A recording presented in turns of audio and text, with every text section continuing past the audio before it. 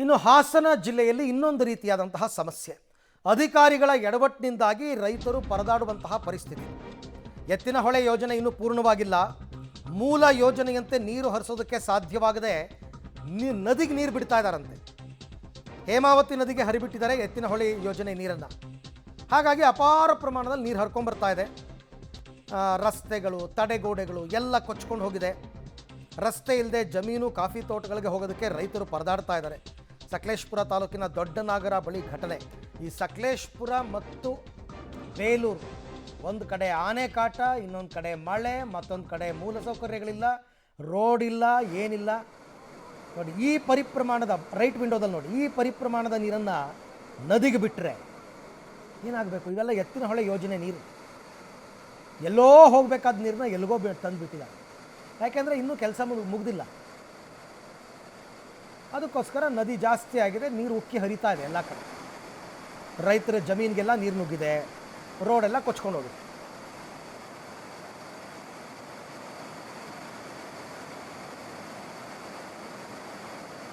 ರಾಜ್ಯ ಸರ್ಕಾರದ ಮಹತ್ವಾಕಾಂಕ್ಷಿ ಯೋಜನೆಯಾದಂತಹ ಎತ್ತಿನಹೊಳೆ ಯೋಜನೆ ಕಾಮಗಾರಿ ಆರಂಭಗೊಂಡು ಸುಮಾರು 12 ವರ್ಷ ಕಳೀತಾ ಬಂದಿದೆ. ಆದರೆ ಯೋಜನೆ ಇನ್ನೂ ಸಹ ಪೂರ್ಣಗೊಂಡಿಲ್ಲ. ಆದರೆ ಈ ಬಾರಿ ಹೆಚ್ಚಿನದಾಗಿ ಮಳೆ ಬಂದಿರೋದ್ರಿಂದ ನೀರು ಸಂಗ್ರಹವಾಗಿದೆ. ಆ ನೀರನ್ನು ಬಿಡಲಿಕ್ಕೆ ಯೋಜನೆ ಪೂರ್ಣಗೊಂಡಿಲ್ಲ. ಹಾಗಾಗಿ ಈಗ ಅದನ್ನು ಹೇಮಾವತಿ ನದಿಗೆ ಹರಿಸಲಾಗ್ತಿದೆ. ನಾವು ದೃಶ್ಯದಲ್ಲಿ ಗಮನಿಸ್ಬೋದು. ಇದು ದೊಡ್ಡ ನಾಗರ ಅಂತಕ್ಕಂತಹ ಒಂದು ಗ್ರಾಮ. ಎತ್ತಿನ ಯೋಜನೆಗೆ ಏನು 24 TMC ನೀರನ್ನು ಬೇರೆ ಬೇರೆ ಜಿಲ್ಲೆಗಳಿಗೆ ಕೊಡುವುದಾಗಿ ಯೋಜನೆಯನ್ನು ಪ್ರಾರಂಭ ಮಾಡಿದರು.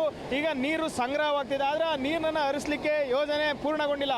ಹಾಗಾಗಿ ಈಗ ಒಳಗೆ ಭಾರಿ ಪ್ರಮಾಣದಲ್ಲಿ ನೀರನ್ನು ಬಿಡುಗಡೆ ಮಾಡಲಾಗಿದೆ. ಯಾಕೆಂದರೆ ಈ ನೀರು ಸಂಗ್ರಹವಾದರೆ ಅಲ್ಲಿ ಬೇರೆ ರೀತಿಯ ಸಮಸ್ಯೆ ಸೃಷ್ಟಿಯಾಗುತ್ತೆ. ಹಾಗಾಗಿ ನೀರನ್ನು ಹೊರ ಹಾಕಲೇಬೇಕಾದಂಥ ಒಂದು ಅನಿವಾರ್ಯ ಪರಿಸ್ಥಿತಿ ನಿರ್ಮಾಣವಾಗಿದೆ. ಹಾಗಾಗಿ ಭಾರಿ ಪ್ರಮಾಣದಲ್ಲಿ ನೀರನ್ನು ಹೇಮಾವತಿ ನದಿಗೆ ಹರಿಸಲಾಗ್ತಾ ಇದೆ. ಈ ನೀರಿನ ಹರಿತಾ ಇರೋದ್ರಿಂದ ಇಲ್ಲಿ ಸಾಕಷ್ಟು ಸಮಸ್ಯೆಗಳೇ ಉದ್ಭವವಾಗಿದೆ. ಯಾಕೆಂದರೆ ಭಾರಿ ಪ್ರಮಾಣದಲ್ಲಿ ನೀರು ಹರಿತಾ ಇರೋದ್ರಿಂದ ಭೂಕುಸಿತವಾಗ್ತಾ ಇದೆ. ಇನ್ನು ಸಕಲೇಶಪುರ ಭಾಗದಲ್ಲಿ ಭಾರಿ ಪ್ರಮಾಣದಲ್ಲಿ ಮಳೆ ಆಗ್ತಾ ಇದೆ.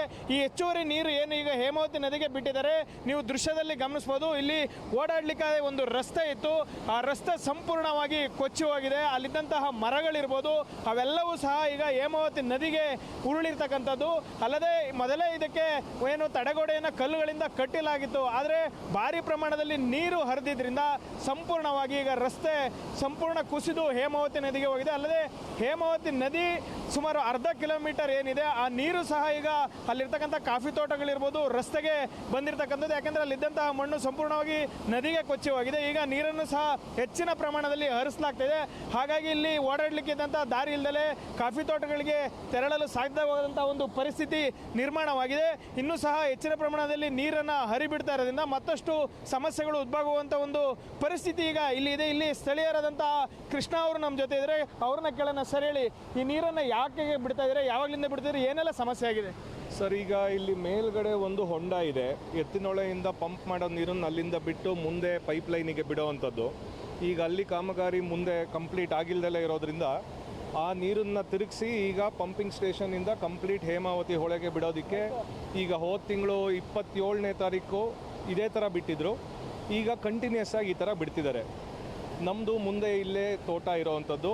ನಮಗೆ ಕಂಪ್ಲೀಟಾಗಿ ಈ ನೀರು ಬಿಟ್ಟಿರೋದ್ರಿಂದ ರಸ್ತೆ ಸಂಪರ್ಕ ಕಡಿತಗೊಂಡು ನಮಗೆ ತೋಟಕ್ಕೆ, ವ್ಯವಸಾಯದ ಆ್ಯಕ್ಟಿವಿಟಿಗಳಿಗೆ ಯಾವುದಕ್ಕೂ ಸಂಪರ್ಕವಿಲ್ಲದೆ ಇರೋ ಥರ ಆಗಿದೆ ಸರ್. ಸರ್, ಈಗ ಹೆಚ್ಚುವರಿ ನೀರು ಹೇಮಾವತಿ ನದಿಗೆ ಬಿಡ್ತಾ ಇದ್ದಾರೆ. ಇದರಿಂದ ಸರ್ ಇಲ್ಲಿ ಭೂಕುಸಿತ ಆಗಿದೆ, ಸಾಕಷ್ಟು ಪ್ರಮಾಣದಲ್ಲಿ ಸಮಸ್ಯೆಗಳು ಅಂತ. ನೀವೇನಾದರೂ ಎತ್ತಿನಹೊಳೆ ಯೋಜನೆ ಅಧಿಕಾರಿಗಳು ಸಂಪರ್ಕ ಏನಾದ್ರು ನಿಮ್ಮ ಸಂಪರ್ಕಕ್ಕೆ ಸಿಕ್ಕಿದ್ರೆ ಸರ್? ಸರ್, ನಾವು ಹೋದ ವರ್ಷ ಒಂದ್ಸತಿ ಇದೇ ಥರ ಸಣ್ಣದಾಗಿ ನೀರು ಬಿಟ್ಟಾಗ್ಲೂ ನಾವು ಹೇಳಿದ್ವಿ. ಆಗ ಸಣ್ಣದಾಗಿ ಇಲ್ಲಿ ಭೂ ಕುಸಿತಿತ್ತು. ನೀವು ನೋಡ್ಬೋದು, ವಿಪರೀತ ಬಂಡೆ ಕಲ್ಲು ತುಂಬಿ ಮಣ್ಣು ಎಲ್ಲ ತುಂಬಿ ಇದು ಮಾಡಿದ್ದಾರೆ, ಎಲ್ಲ ಕುಸಿದಿತ್ತು. ಆಗಲೂ ಹೋದ ವರ್ಷ ನಮಗೆ ಇದೇ ಥರ ತೊಂದರೆ ಆಗಿತ್ತು. ಈಗ ಶಾಶ್ವತವಾಗಿ ಸಂಪರ್ಕ ಕಡಿತಗೊಂಡಿದ್ದು ಎತ್ತಿನಹೊಳೆ ಅವ್ರ ಹತ್ರ ನಾವು ಮಾತಾಡಿದಾಗ